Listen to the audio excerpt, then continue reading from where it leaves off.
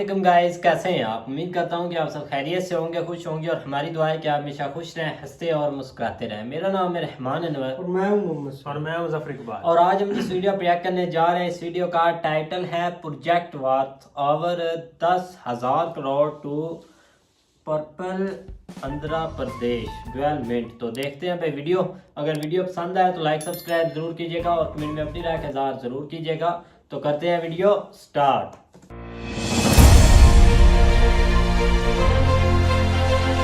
नए भारत की नई तस्वीर अब बस एक सपना नहीं, ये प्रगति का प्रत्यक्ष सरोवर बन यहां के करोड़ों देशवासियों की आकांक्षाओं को सींच रहा है। आज मैं गर्व के साथ कहता हूं, 125 करोड़ हिंदुस्तानी नई आशा, उमंग और आकांक्षाओं से भरे हुए, और इसके कारण मुझे लगता है कि मेरा देश नई ऊंचाइयों को पार करके रहेगा, सपनों को साकार करके रहेगा। ये भव्य सरोवर फैलते फैलते आज हमें ले आया है विशाखापट्टनम।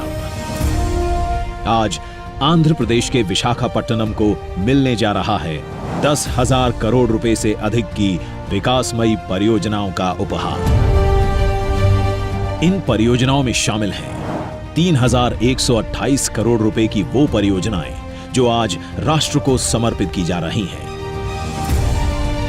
देश की ऊर्जा सुरक्षा के लिए ओएनजीसी द्वारा कृष्णा गोदावरी बेसिन में आज तक की सबसे गहरी गैस की खोज की गई है, जिसको रिकॉर्ड 11 महीनों में मोनेटाइज किया गया है। इस खोज में 3 गैस के कुएं हैं जिनकी गैस उत्पादन क्षमता करीब 3 MMSCMD है। 2,917 करोड़ की लागत से मोनेटाइज किए गए इन कुओं से देश की ऊर्जा सुरक्षा को और गति मिल रही है।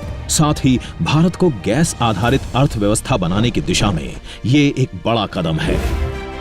रोड कनेक्टिविटी को बेहतर करते हुए NH 326A के आंध्र प्रदेश के 42 किलोमीटर के खंड को पेव्ड शोल्डर कॉन्फ़िगरेशन के साथ 2 लेन में विकसित किया गया है। पथापट्टनम से शुरू होकर नरसन्नापेटा के पास NH 16 जंक्शन पर राष्ट्रीय मार्ग का यह हिस्सा समाप्त होता है। ये राष्ट्रीय मार्ग ओडिशा के गजपति जिले को आंध्र प्रदेश के श्रीकाकुलम जिले से जोड़ता है। 211 करोड़ रुपए की लागत से बनकर तैयार हुए NH 326A के इस खंड के विकास से आंध्र प्रदेश और ओडिशा राज्यों के बीच बेहतर संपर्क सुनिश्चित होगा। आंध्र प्रदेश की अर्थव्यवस्था को और तेज गति देने के लिए लगभग 7,600 करोड़ रुपए की अन्य परियोजनाओं का शिलान्यास भी आज किया जा रहा है, जिनमें शामिल हैं मल्टी मोडल कनेक्टिविटी को सशक्त करते हुए रायपुर और विशाखापट्टनम के बीच 465 किलोमीटर का इकोनॉमिक कॉरिडोर। इस कॉरिडोर की कुल 465 किलोमीटर लंबाई में से 100 किलोमीटर लंबाई आंध्र प्रदेश राज्य में पड़ती है। परियोजना की कुल लागत 15,400 करोड़ रुपए होगी, जिसमें से आंध्र प्रदेश के भाग की लागत 3,778 करोड़ रुपए होगी। इस परियोजना में 12 पुल, 27 अंडरपास, 26 बड़े पुल, 34 छोटे पुल, 1 ROB और 6 इंटरचेंज का निर्माण शामिल है। इससे छत्तीसगढ़ और ओडिशा के औद्योगिक नोड्स का विशाखापट्टनम बंदरगाह और चेन्नई कोलकाता राष्ट्रीय राजमार्ग संख्या 16 से तेज संपर्क सुनिश्चित होगा। विशाखापट्टनम में पोर्ट कनेक्टिविटी को और बेहतर करने और शहर में ट्रैफिक के कंजेशन को कम करने के लिए 566 करोड़ रुपए की लागत से कॉन्वेंट जंक्शन से शीलानगर जंक्शन तक मौजूदा 4 लेन वाले मार्ग को 6 लेन में चौड़ा किया जा रहा है और पोर्ट की ओर जाने वाले ट्रैफिक के लिए अतिरिक्त समर्पित 4 लेन कॉरिडोर भी बनाया जा रहा है। आंध्र प्रदेश और ओडिशा में स्वच्छ और गुणवत्तापूर्ण ऊर्जा की आपूर्ति के उद्देश्य से 2,658.34 करोड़ रुपए की लागत से गेल इंडिया लिमिटेड बना रही है श्रीकाकुलम आंध्र प्रदेश से अंगुल ओडिशा तक 745 किलोमीटर लंबी प्राकृतिक गैस पाइपलाइन। 6.65 MMSCMD कैपेसिटी वाली पाइपलाइन आंध्र प्रदेश के विभिन्न जिलों में घरेलू उद्योगों, वाणिज्यिक इकाइयों और ऑटोमोबाइल क्षेत्रों में प्राकृतिक गैस की आपूर्ति के लिए महत्वपूर्ण बुनियादी ढांचे का निर्माण करेगी, जो पर्यावरण के अनुकूल और किफायती है। विशाखापट्टनम आने वाले टूरिस्ट और औद्योगिक यात्रियों को बेहतर सुविधाएं प्रदान करने के लिए यहाँ के रेलवे स्टेशन का नवीनीकरण किया जा रहा है। लगभग 447 करोड़ रुपए की लागत से होने वाली इस मेजर अपग्रेडेशन से वाइजैग रेलवे स्टेशन में यात्री अनुकूल सुविधाएं प्रदान की जाएंगी। इस अपग्रेडेशन से ये रेलवे स्टेशन प्रतिदिन 2 लाख यात्रियों का लोड ले पाएगा। इसके अतिरिक्त शिलान्यास किया जा रहा है विशाखापट्टनम फिशिंग हार्बर के मॉडर्नाइजेशन और अपग्रेडेशन का। प्रधानमंत्री मत्स्य संपदा योजना के अंतर्गत लगभग 152 करोड़ की लागत से होने वाले इस अपग्रेडेशन से मछुआरों की कई चुनौतियों का निवारण होगा। इस परियोजना में बंदरगाह पर कई सुविधाओं के निर्माण की परिकल्पना की गई है, जैसे एक वातानुकूलित नीलामी हॉल, अत्याधुनिक मैकेनाइज्ड फिश हैंडलिंग और पैकेजिंग सुविधाएं, कैंटीन, वाहन पार्किंग क्षेत्र और मछली बेचने के लिए दुकानें। इस मॉडर्नाइजेशन और अपग्रेडेशन से इस फिशिंग हार्बर की हैंडलिंग क्षमता 150 टन से दुगनी होकर 300 टन प्रतिदिन हो जाएगी और जेटी में टर्न अराउंड समय 8 घंटे से घटकर 4 घंटे हो जाएगा। नए भारत की नई तस्वीर बदलने जा रही है। अब आंध्र प्रदेश के आने वाले कल की छवि साथ ही ला रही है यहाँ के लोगों के लिए रोजगार के अनेकों अवसर। इन परियोजनाओं से मिल रही है आंध्र प्रदेश, खासकर विशाखापट्टनम को तेज गति और आत्मनिर्भर भारत के संकल्प की ओर भी ये है एक महत्वपूर्ण कदम।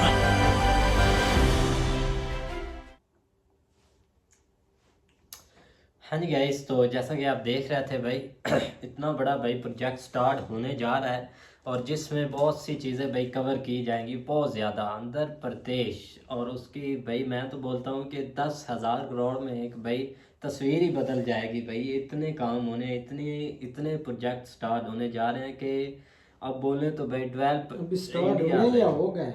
ये आई थिंक उन्होंने दे दिए हैं पैसे, क्योंकि ये स्टार्ट होने वाला है और इसमें भाई सब कुछ कवर हो जाएगा। और जो भी मतलब रोड है या कोई चीज़ें टूटी फूटी जैसे होती हैं ना भाई, वो सब जब कवर हो जाएंगी तो जब एक बार तो भाई तस्वीर बदल कर रह जाएगी। बस और गवर्नमेंट तो पैसे देती है एक रोड बदलने के लिए या एक तस्वीर बदलने के लिए, लेकिन जो बीच में घपले एक मारते हैं ना लोग, वो एक तस्वीर नहीं बदलने देते। वो बस ये जो रोड होते हैं उन पर काम स्टार्ट थोड़ा बहुत करा दिया या कुछ और चीज़ें एक ना उन्होंने अपना एक 50% उन्होंने एक बचा कर काम करना होता है यार।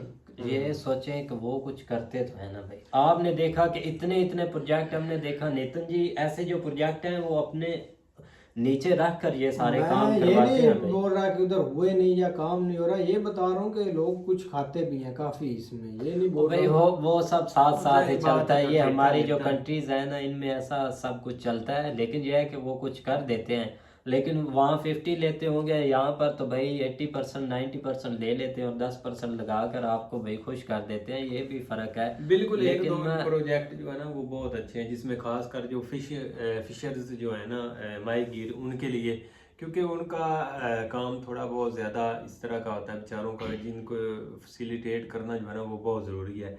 अगर उनको ये उसके एडवांस टेक्नोलॉजी जिसमें पैकिंग या और बहुत सारी चीज़ें होती हैं, वो अगर इनको फैसिलिटेट करते हैं तो वो तो बहुत इस चीज़ से खुश हो गए। ये प्रोजेक्ट उनके लिए बहुत सबसे बेहतर काम तो टूरिस्ट का है। अगर वो एक उस पर काम हो जाए या लोग आने शुरू हो जाए ना, वो सबसे बेहतर काम है। क्योंकि कुछ कंट्री यही ऐसी जहाँ पर लोग इसी सहारे पर बैठे हुए हैं। बिल्कुल भाई, इसमें कोई शक नहीं है। लेकिन पीएम मोदी ने भाई बहुत ही अच्छा काम स्टार्ट किया हुआ है। मतलब जहाँ भी डेवलप होने वाली चीज़ें हैं ना, वो वहाँ पर भाई जाते हैं।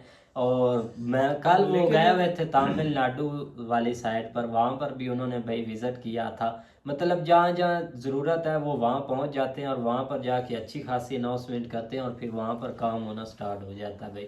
ये उनकी एक अच्छी बात है कि वो खुद जाते हैं भाई। लेकिन यह कि आपने देखा होगा अक्सर के जो भी आप ये प्रोजेक्ट इंडिया में शुरू हो रहा है ना, वो एक बड़ी अमाउंट की हो रहा है। अब 10,000 करोड़ का ये शुरू हो रहा है तो ये कोई थोड़ी अमाउंट नहीं है। नहीं भाई, बहुत ज्यादा। क्योंकि आप इधर देखें तो आपके पास इस लेवल का एक तो प्रोजेक्ट शुरू नहीं होता, क्योंकि हमारे जो हमें याद है या नज़र आया ना, वो लास्ट वो सी पैक वाला है जो एक बड़ा प्रोजेक्ट शुरू हुआ था, वो भी चाइना की मदद से हुआ है। अपना इनका कोई नहीं। लेकिन इधर अगर छोटे मोटे देखे तो कोई 10 करोड़ का होगा, कोई 20, कोई 40, 50, 100 करोड़ तक जो है ना वो मैक्सिमम निकलते हैं, अदरवाइज छोटे छोटे। लेकिन ये जो हजारों 10,000 करोड़ रुपया हाँ, भाई, बहुत इतने है। ज्यादा पैसे हैं। बिल्कुल, एक सिटी के लिए या एक पूरी रियासत के लिए उन्होंने ये अनाउंसमेंट बिल्कुल भाई, और बिल्कुल भाई जब ये काम हो जाएगा तो फिर एक तस्वीर ही भाई बदल कर रह जाएगी। तो उम्मीद करते हैं कि गाइस आपको वीडियो पसंद आएगी। अगर पसंद आए तो लाइक सब्सक्राइब जरूर कीजिएगा और कमेंट में अपनी राय के साथ जरूर कीजिएगा। अल्लाह हाफिज।